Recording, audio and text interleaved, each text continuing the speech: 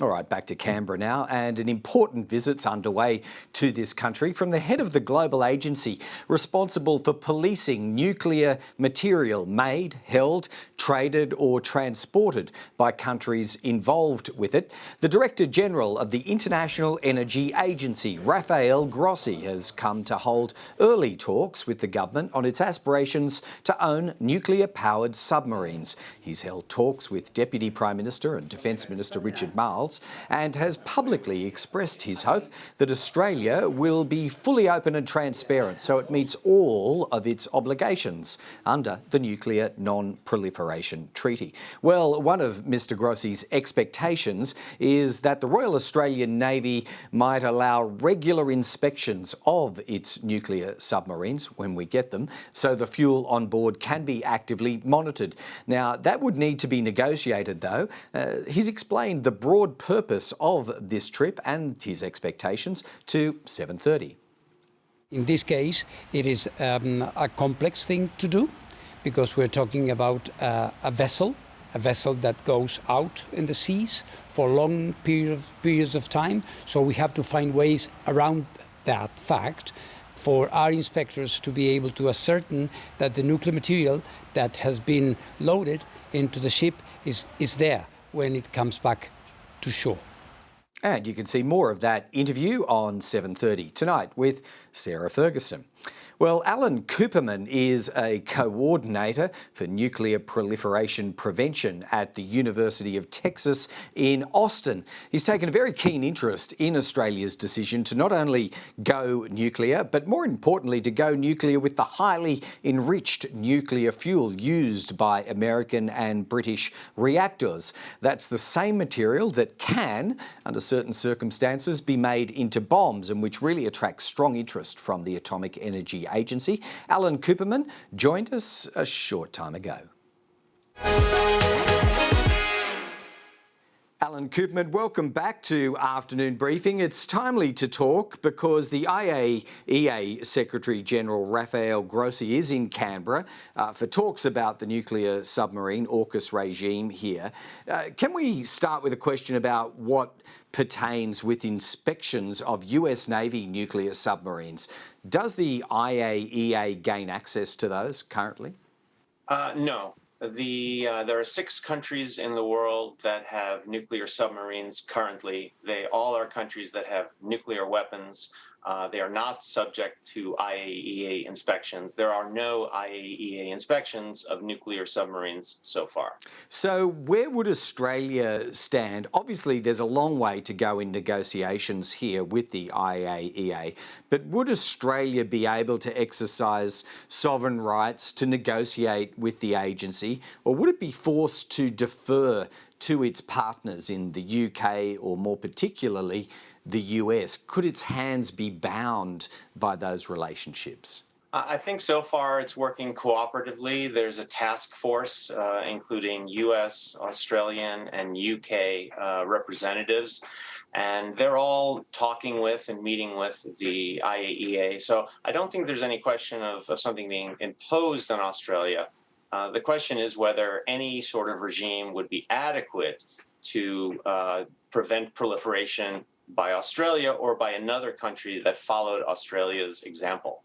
What do you think the basic elements of an adequate regime would look like, particularly going to this question that I keep coming to, which is, full transparency and ability to inspect by the IAEA? Greg, the bottom line of IAEA safeguards is that they are supposed to be able to detect a diversion of material for nuclear weapons before that material could be made into nuclear weapons. And the problem is that if you're talking about highly enriched uranium, which is nuclear weapons grade uranium, it is simply impossible to have an inspections regime that can attain that objective.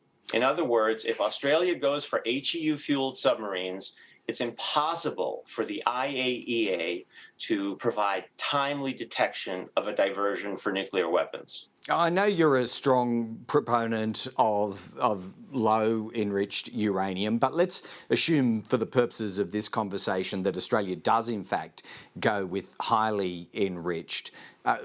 Why would it not be in a position to provide the transparency required? It's really a matter of math, Greg. The IAEA says that with fresh HEU, a country could transform that into nuclear weapons in just 1 to 3 weeks. And even with irradiated HEU, which is what you would have inside the submarine after it started operation, the IAEA says that a country needs only 1 to 3 months to transform that material into nuclear weapons. And the problem is that the IAEA will not be inspecting these submarines that frequently. These submarines, the whole point, the whole reason Australia wants nuclear attack submarines is that they're stealthy.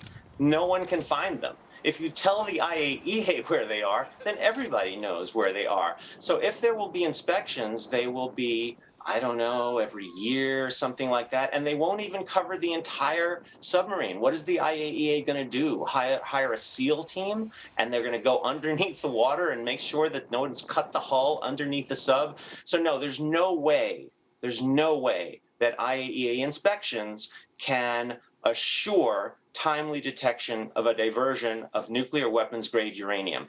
And look, no one's saying that Australia is going for the bomb, but if Australia goes this way, any other country can do this and then divert uranium for a bomb. Yeah, I mean, that's fascinating, Alan, because Rafael Grossi has said here, what you need to do is define very specific methods to do inspections. Check material before the ship goes offshore, when it comes back. How you do it while reconciling the need to check material, is always going to have to be balanced with confidentiality. But you're saying that's a non-starter, the whole idea that you do inspections before port, you do inspections on return to port. Not going to happen.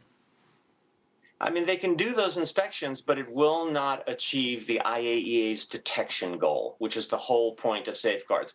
By contrast, if Australia decided to go for a different fuel, low-enriched uranium, as France does, as China does, then these sorts of inspections could achieve their goal of assuring no proliferation. And the reason is that low-enriched uranium cannot be made directly into a nuclear weapon. You would have to extract it, turn it into a gas, build an enrichment facility, put it in the enrichment facility, enrich it for a while, take it out, turn it into metal, and only then could you make a nuclear weapon. And so that would take a lot longer. That would be detectable by IAEA inspections. And so the bottom line is highly enriched uranium, there's no way for inspections to safeguard it adequately. And low enriched uranium, it is possible. So if Australia wants to be a leader on nonproliferation, as it always has been, and as the Labor Party has always made a priority, then it has to go for low enriched uranium submarines,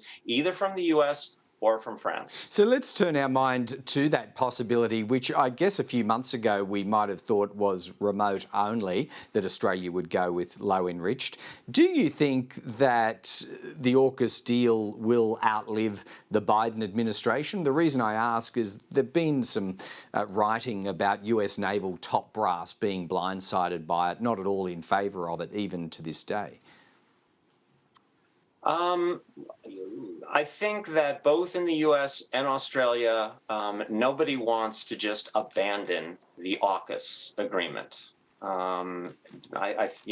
If President Trump comes in, I don't know what will happen. But I think as of now, neither side wants to abandon this agreement.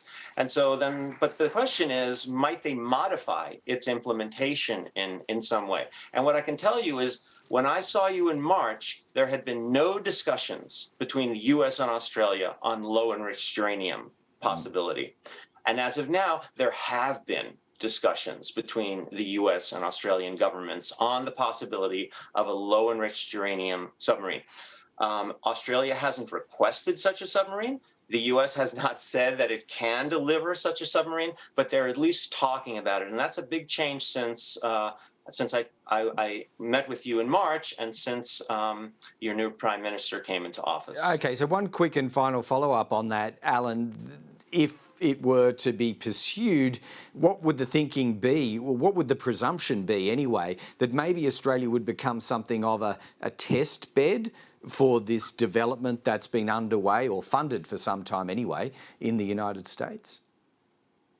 In some way, yes. And even more importantly, that Australia, rather than setting a terrible precedent for proliferation, would set a wonderful precedent for non-proliferation.